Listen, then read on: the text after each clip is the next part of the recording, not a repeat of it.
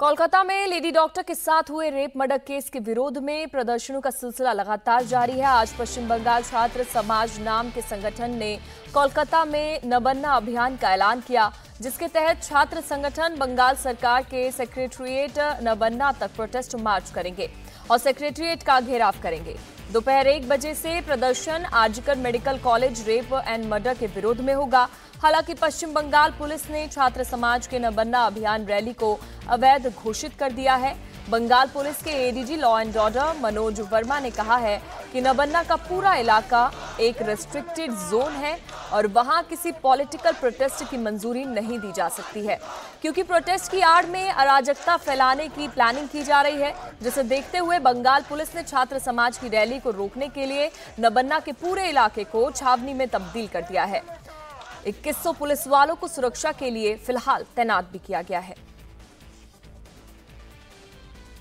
मैं इस वक्त हेस्टिंग्स चौराहे पर खड़ा हूं और ये खिदिरपुर की तरफ से हेस्टिंग्स होते हुए नवन्नों का रास्ता है, लेकिन इस जगह पर पुलिस की किलेबंदी की तस्वीर देखिए, किस तरीके से बैरिकेड्स लगाए गए हैं। बड़े बड़े बैरिकेड्स लगाए गए हैं। ये पूरा बैरिकेड आप देखिए, ये बल्लियों से लगा हुआ है, उसके ऊपर जो पुलिस के लोहे के जो बैरिकेड्स हैं उसको बांधा गया है। बड़ी बात यह है कि जितने भी बैरिकेड्स लगाए जा रहे हैं उस पर तारों से पूरा इसको बांधा जा रहा है। ये देखिए, ये जो तार मंगवाए गए हैं इन तारों से बांधा जा रहा है इस एक एक बल्लियों को मजबूती से, ताकि इस जगह से कोई नवन्नों की तरफ निकल ना सके। अब आप अंदाजा लगाइए बैरिकेड्स इतने हो रहे हैं तो सिक्योरिटी किस तरीके से तैनात की जा रही है। जैसा कि हमारे पास सूचना है उसके मुताबिक 5 लेयर की ये सिक्योरिटी है, तमाम बड़े अधिकारियों का डिप्लॉयमेंट है और 5000 से ज्यादा पुलिसकर्मी नवन्नों को चारों तरफ खड़े होंगे।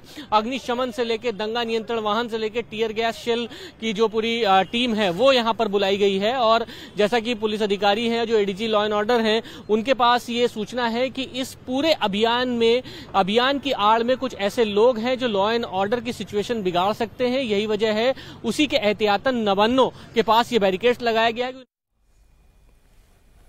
और नवानों की सुरक्षा के लिए 5 लेयर की सिक्योरिटी लगाई गई है। बंगाल के ADG law and order Manoj Verma ने बताया कि उन्हें इंटेलिजेंस इनपुट मिले हैं कि नवान्ना अभियान की आड़ में बंगाल को हिंसा की आग में झोंकने की साजिश की गई है, इसलिए उन्होंने सुरक्षा का इतना भारी बंदोबस्त किया है। एडीजी लॉ एंड ऑर्डर ने लोगों से अपील की है कि वो किसी के बहकावे में बिल्कुल भी ना आए।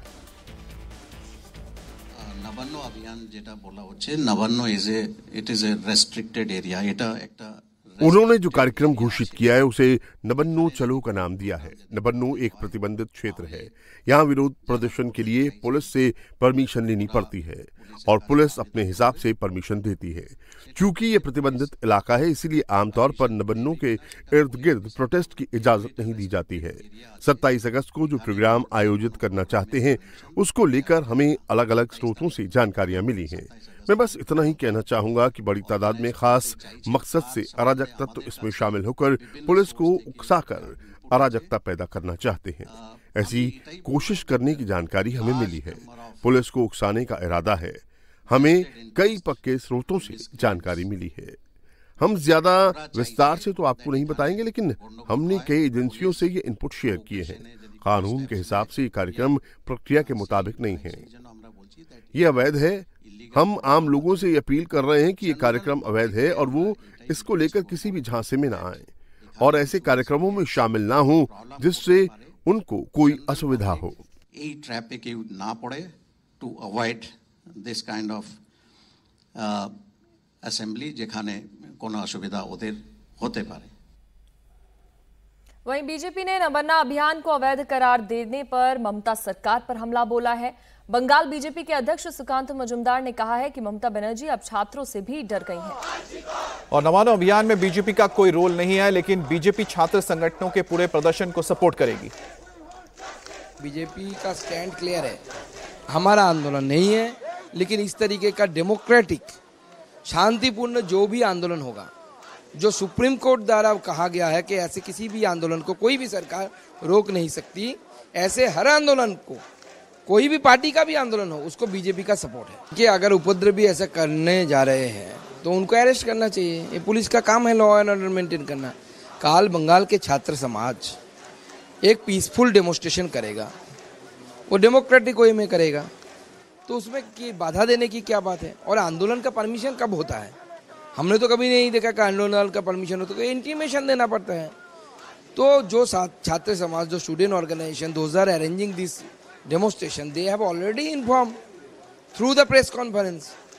तो आपको इंटीमेशन है। जिस तरीके से का बैरिकेडिंग किया गया है, जैसा लग रहा है कि कभी कलकत्ता में कोई युद्ध होने वाला है, कोई वार जोन है, इस तरीके का बैरिकेडिंग किया गया है। और गोली चलाने की बात इसलिए कह रहे, मुझे लग रहा है कि टीएमसी का प्लानिंग है कि वो गोली चलाएंगे और इसलिए पहले से एलिबाई तैयार करके रख रहे हैं कि बीजेपी के ऊपर इसका पूरा दारोमदार बीजेपी के ऊपर डाल दो। और वहीं इस पूरे मामले पर तृणमूल कांग्रेस का कहना है कि बंगाल में अराजकता फैलाने के लिए राम, वाम और कांग्रेस सब इकट्ठा हो गए हैं। सब मिलकर इस मामले में अपनी अपनी सियासत चमकाने में लगे हैं, लेकिन पुलिस ने ऐसे लोगों से निपटने के लिए पूरे इंतजाम कर लिए हैं। वो लोग क्या चाहते हैं? भाजपा, कांग्रेस, सीपीएम सब तो एक ही है। अब देखिए, भाजपा वो नवान्न अभियान कर रहा है, कांग्रेस सपोर्ट कर रहा है, सीपीएम वालों मुंह में जो भी चाहे बोले, लेकिन उसका जो सब ये प्रोटेस्ट, वो जो मंच प्लेटफॉर्म्स है, वो लोग सब जाने का बात कर रहा है।